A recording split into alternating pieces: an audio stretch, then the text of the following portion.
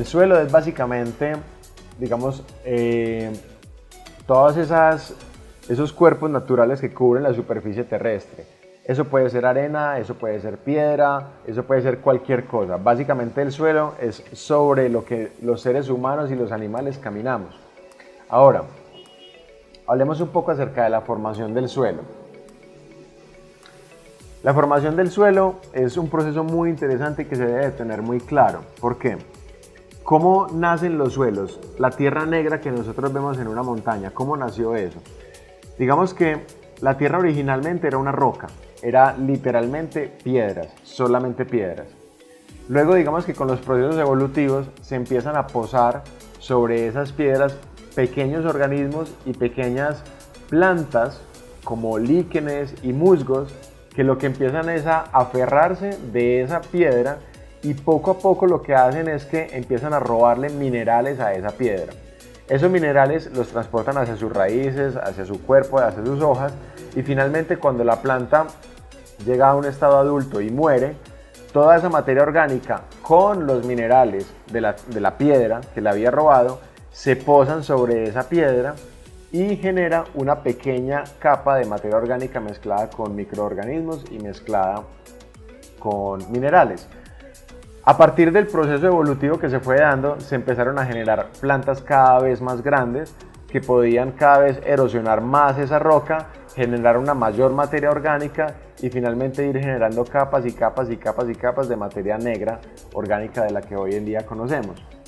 Un dato interesante es que más o menos cada centímetro de esa capa negra que logramos ver en los suelos tarda en promedio de 300 a 1000 años para formarse, ¿cierto? Porque es un proceso muy lento la desmineralización de esa piedra para llevar todos esos minerales a la parte superior del suelo. Si ustedes van a las zonas rurales y hacen un perfil del suelo, que un perfil del suelo es básicamente esos cortes que uno ve, donde en la parte superior puede ver un poquito de manga, luego ve una capa de tierra negra y luego ya uno ve como tierra amarilla y luego ve piedras. Esa capa negrita que ustedes ven ahí, que puede ser máximo, o sea, las tierras más nutridas que yo he podido ver o las capas vegetales más gruesas que he conocido son de 50 o 60 centímetros, algo así. Estamos hablando de que esa capa de materia orgánica de 50 centímetros en promedio se demoró 50.000 años en crearse. Entonces, ese es el oro del suelo, ¿cierto? Es esa materia orgánica mineralizada que ya tenemos. Acá hago un énfasis muy importante y es que sabiendo el tiempo que esto demoró en formarse, lo tenemos que proteger. ¿De qué? De la lluvia principalmente. Los suelos siempre tienen que estar cubiertos de forma tal que si llueve, esa lluvia no entre a erosionar ese suelo y ese suelo finalmente vaya hacia los ríos y termine en el mar. Lo tenemos que proteger lo más posible para que aunque llueva muy duro, todas esas hojas y palitos y toda esa capa vegetal que lo está protegiendo mantenga la capa negra protegida. Ese es nuestro oro y lo que más vamos a, digamos, a proteger en nuestras plantas.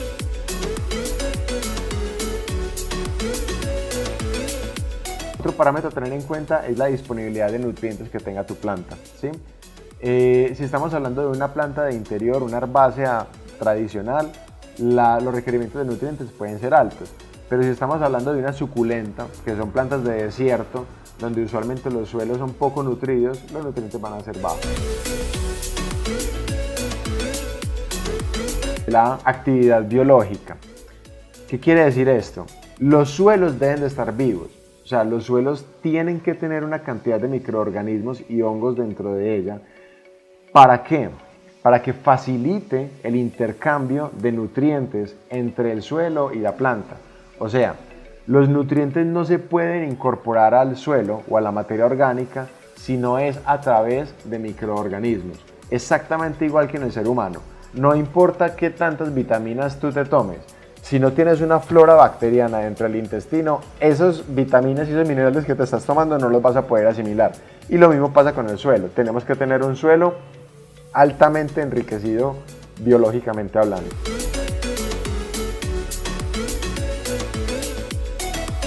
Ya que hablamos del suelo y la formación del suelo, vamos a hablar específicamente de los sustratos. Los sustratos es el medio donde vamos nosotros a sembrar nuestras plantas. ¿Qué características es importante tener en cuenta en ese sustrato? Vamos a suponer este sustrato que tenemos acá, que es de un anturio. Entonces, este sustrato primero que todo tiene que tener una muy buen drenaje y aireación. El drenaje y la aireación dependen obviamente de cada planta, ¿cierto? Si estamos hablando de una planta, por ejemplo, carnívora, que son plantas que usualmente viven en charcos, esas plantas obviamente la aireación del suelo va a ser muy poca, pero es un factor a tener en cuenta de aireación poca. ¿Listo? Estamos hablando de los factores. Entonces, los factores a tener en cuenta para generar un buen sustrato son, primero, la aireación y el drenaje, o sea, la permeabilidad que tiene ese suelo. Lo segundo es que nos permita un buen desarrollo radicular. ¿Qué significa esto? Las raíces deben de poder cómodamente esparcirse por esos suelos. Por eso, si utilizamos suelos que tengan demasiada piedra o demasiada arena o que sean muy pesados, la raíz le va a costar mucho, va a gastar mucha energía en ese proceso y finalmente eso se va a ver reflejado en la planta y en los frutos que va a dar. Vamos a hablar ahora acerca de los sustratos. Hay muchos tipos de sustratos diferentes para armar nuestro sustrato para nuestras plantas. Les voy a hablar acerca de los elementos fundamentales para generar esos sustratos. Vamos a hablar acerca de las características. A ver, primero que todo, ahorita les comentaba que una de las características importantes a tener en cuenta es el drenaje. Entonces, les voy a hablar acerca de varios sustratos que nos pueden ayudar con el drenaje. La arlita son estas bolitas de arcilla expandida. ¿Okay? Esto es básicamente barro que se le pasa por medio de un proceso de calor y finalmente quedan estas bolitas de barro expandido. Estas bolitas tienen varias características. Primero que todo, son muy livianas, ¿cierto? Segundo, son redondas. La redondez nos garantiza, por ejemplo, que no vaya a lastimar las raíces. Esto es muy utilizado sobre todo en los bonsáis, como son árboles de raíz gruesa que se les quiere cuidar muchísimo. Se trata de utilizar material que sea drenante, pero que no vaya a lastimar las raíces, y por eso es muy importante que sea redondito y por eso lo utilizan mucho en Japón. Además de esto, tiene una gran característica en cuanto al área superficial que cada una de estas bolitas tiene. ¿Qué quiere decir esto? Imaginémonos una ciudad llena de casas, ¿cierto? Ahora imaginémonos que esas casas ya no son casas, sino que son edificios de 20 o 30 pisos.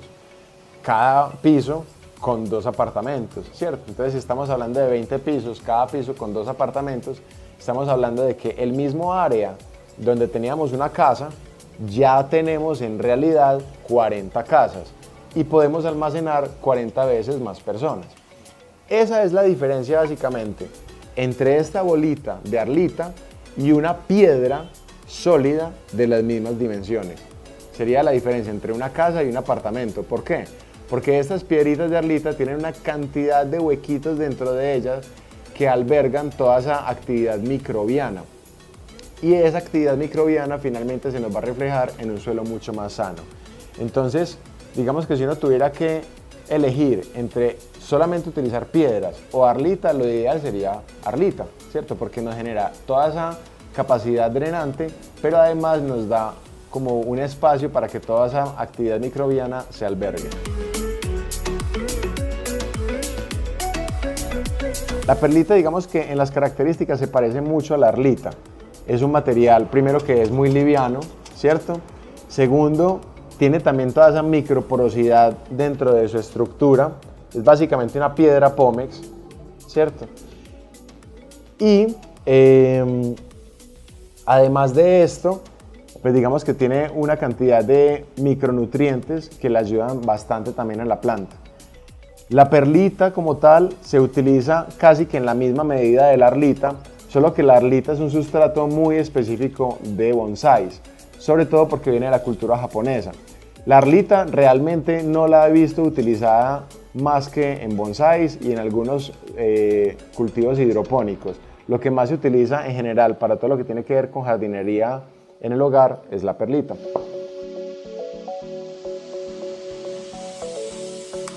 Otro de los materiales que nos van a ayudar con el drenaje es la arena.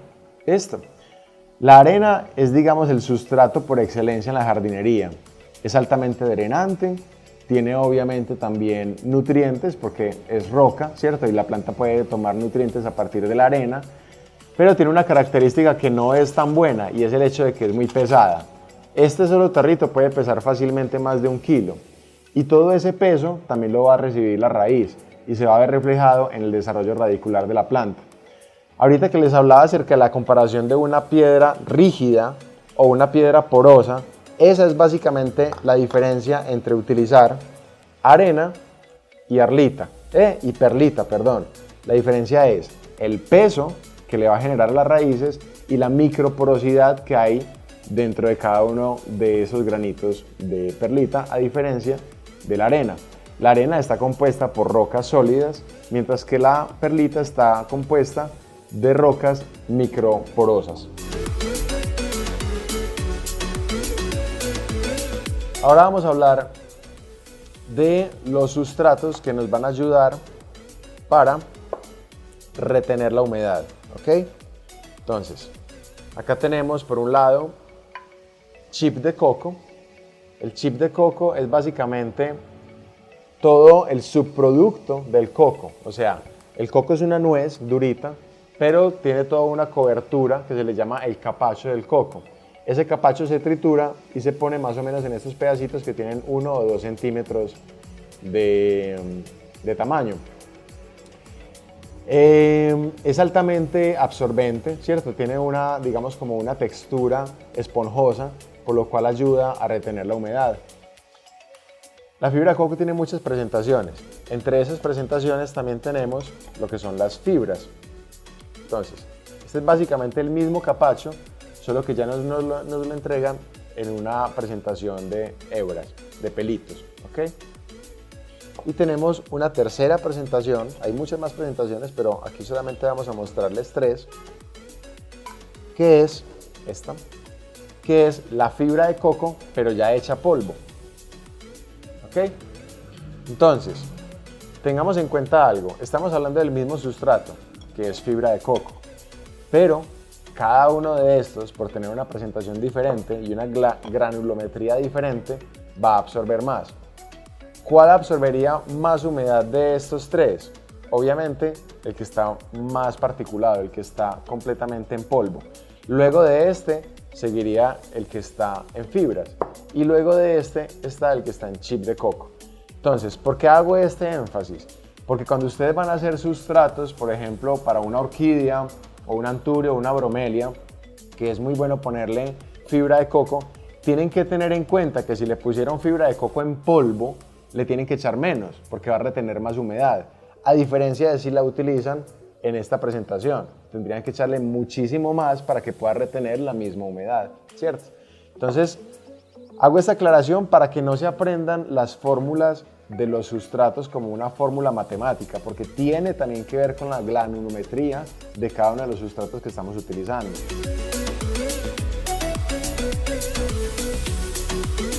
Otro sustrato que es muy utilizado en jardinería es la cascarilla de arroz. La cascarilla de arroz, ¿qué características tiene? Primero nos va a dar, digamos, un drenaje, ¿cierto? Cuando se mezcla esto con otros sustratos, obviamente el agua puede pasar mucho más fácilmente a través de ella. Aparte de eso nos va a dar aireación. Las raíces necesitan aire y la cascarilla nos lo proporciona. Ahora, algo importante a tener en cuenta de la cascarilla de arroz es que, a ver, por un lado, los nutrientes que esto tiene son muy pocos. Lo segundo es que sí genera un drenaje y una aireación en el sustrato, pero es una aireación, digamos, muy diferente a la que se puede generar a partir de una perlita, ¿cierto? ¿Por qué? Porque si tenemos acá, por ejemplo, un espacio de aire que hace la cascarilla de arroz, que es literalmente un hueco, acá tenemos un espacio de aire que literalmente es un montón de pequeños agujeritos donde los microorganismos se van a poder, digamos, depositar y reproducir. Entonces, en resumen, la cascarilla de arroz y la perlita generan el mismo drenaje, pero no la misma cantidad microbiana y de minerales que tiene, por ejemplo, la perlita. Entonces, importante que tengan en cuenta eso. Esto sí genera un drenaje, sí genera una aireación, pero no genera microbiología y no genera nutrición, diferente a la perlita.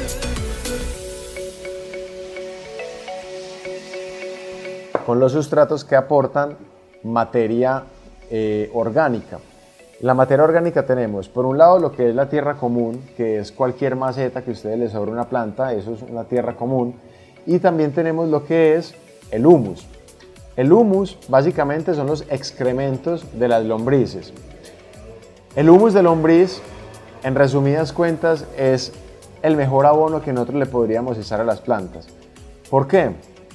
Porque cuando una lombriz se come unos residuos orgánicos, lo que defeca en promedio está 7 veces más nutrido que lo que se comió. Entonces, una tierra común como esta versus un humus puede ser fácilmente 7 veces más la cantidad de nutrientes que puede llegar a tener.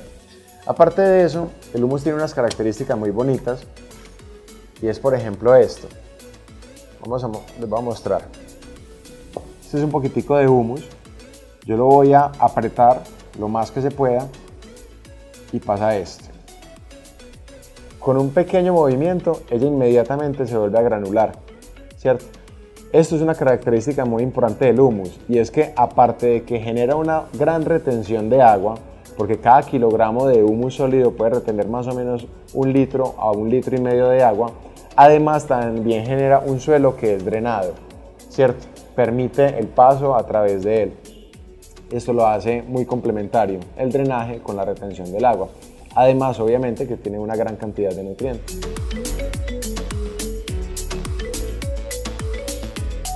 Por último, tenemos uno de los sustratos más estrella, que es el agua, ¿cierto? Esta plantica, por ejemplo, la tenemos viviendo en agua hace más de 1 año. A ver, tengamos en cuenta algo. El agua químicamente es H2O, o sea, tiene hidrógeno y tiene oxígeno. Si ustedes ponen una planta sobre agüita, esta planta necesita nutrientes para crecer, necesita nitrógeno, potasio, fósforo, magnesio, calcio, hierro, un montón de nutrientes que ahorita los vamos a ver más en profundidad. Como esta planta aquí solamente tiene hidrógeno y oxígeno, ¿qué va a pasar? Se va a estancar el crecimiento. O sea, podemos tener la misma planta durante años, exactamente igual. Funciona muy bien el agua para enraizar, funciona muy bien para mantener esquejes, funciona muy bien para mantener planticas vivas, pero tenemos que tener en cuenta que no es un medio de crecimiento real, es más un medio de supervivencia, de sobrevivencia de la planta. Pero no es un medio para en realidad poder llegar a tener una planta grande, bonita, que crezca, ni que tampoco dé flores, ni que fructifique. Es básicamente para que no se nos muera nuestra planta.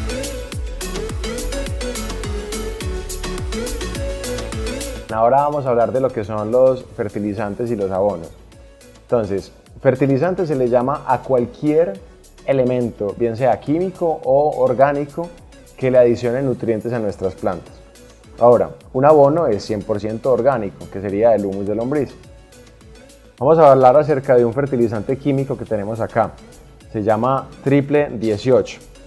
Los fertilizantes usualmente vienen marcados bajo los elementos principales que una planta necesita, que son el nitrógeno, el potasio y el fósforo. Entonces, cuando ustedes compran cualquiera de estos abonos químicos, van a ver que dice, por ejemplo, triple 18. Y acá ven que dice N, P y K. ¿Qué quiere decir un triple 18? Significa que el 18% es de N, o sea, de nitrógeno, el 18% es de P, que es fósforo, y el 18% es K, que es potasio. Ahora, muchos de estos fertilizantes químicos van a decir también N, o por ejemplo, un triple 15 más calcio, o triple 15 más macronutrientes o más micronutrientes, que son otros elementos que ya no están en un porcentaje tan alto, pero que también los contiene ese mismo fertilizante.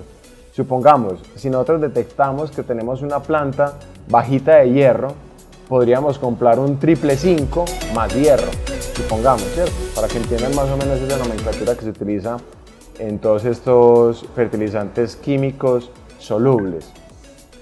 Quiero hacer un énfasis en lo que son los fertilizantes químicos y digamos que es el símil que uno haría cuando tenés a un ser humano que no está comiendo comida normal, o sea, materia orgánica como frutas, verduras, sino que está conectada literalmente a una venoclisis en un hospital que le están pasando los nutrientes, ¿cierto?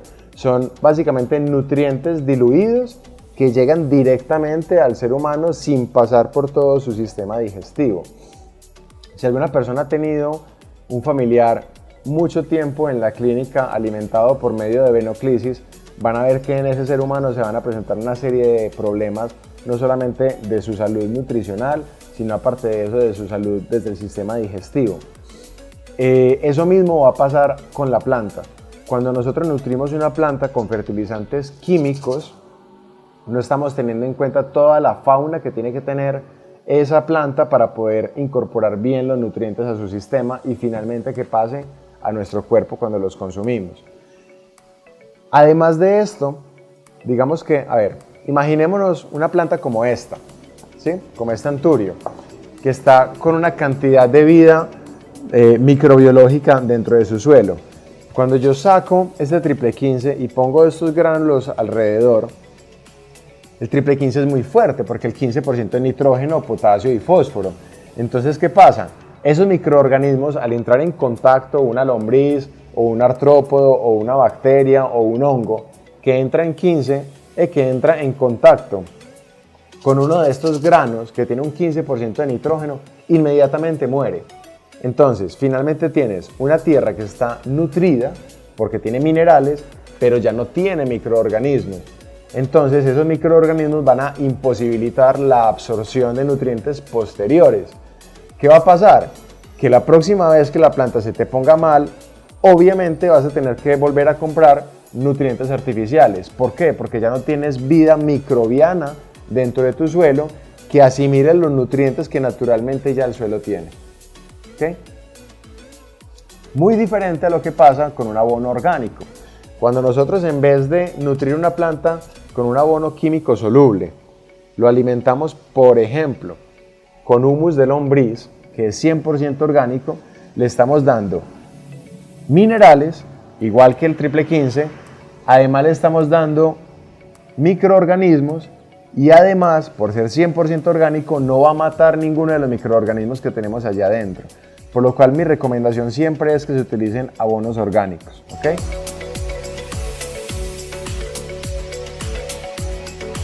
Vamos a hablar acerca de los nutrientes que una planta requiere. Primero que todo, una planta, como el ser humano, requiere todos los nutrientes disponibles en la naturaleza. O sea, las plantas necesitan toda la tabla periódica, necesitan plata, necesitan oro, necesitan tuxteno, necesitan las tierras raras, necesitan todo. Puede que no en porcentajes igual que el nitrógeno, pero al menos en trazas, en micro dosis debería de tener todos los elementos. Si nosotros tenemos una planta nutrida con toda esa tabla periódica, finalmente vamos a tener un fruto que va a estar nutrido con toda esa tabla periódica, va a entrar a nuestro organismo y nosotros como seres humanos vamos a tener a nuestra disposición toda esa diversidad de minerales que necesitamos para poder operar correctamente. Entonces, la agricultura tradicional solamente considera los minerales necesarios para tener una planta bonita. O sea, a la industria agroindustrial, digamos, a la agroindustria, no le interesa venderte un tomate nutrido, un tomate con nutrientes. A ellos les interesa que el tomate esté grande, rojo, bonito y sin ninguna plaga para que usted finalmente lo compre. Entonces, tengamos en cuenta qué es lo que la agroindustria considera como los nutrientes necesarios para una planta. Primero que todo, como les decía ahorita, nitrógeno, potasio y fósforo son los elementos principales.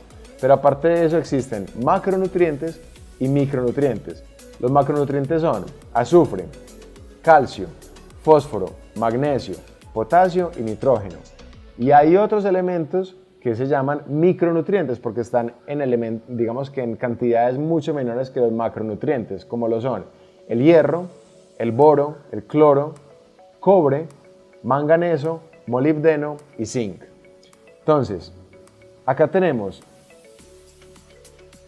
13 macronutrientes y micronutrientes más 3 elementos básicos que son el nitrógeno, el potasio y el fósforo.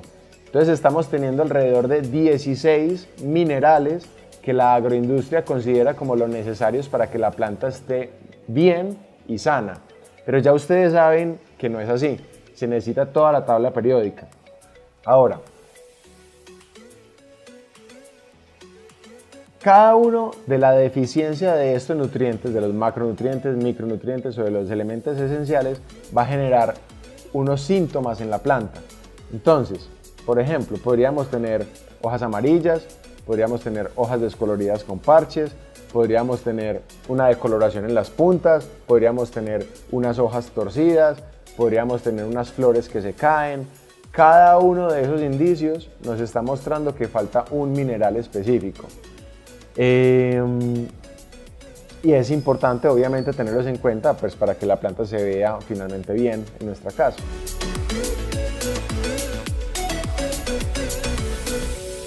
¿Qué es un suelo sano? Un suelo sano se compone de lo que se llaman las 3 M's. ¿Qué son las 3 M's? Primero, minerales. Segundo, microbiología, que como les decía ahorita, estos microorganismos son los que me ayudan a digamos, incorporar estos minerales dentro de la materia orgánica. Y el tercer elemento de las 3 M son la materia orgánica, que es esa tierra negra que vemos. Entonces, si queremos tener un suelo equilibrado y que finalmente podamos tener unas plantas sanas, y si queremos producir alimentos que sean alimentos sanos, deben de contener microorganismos, minerales y materia orgánica.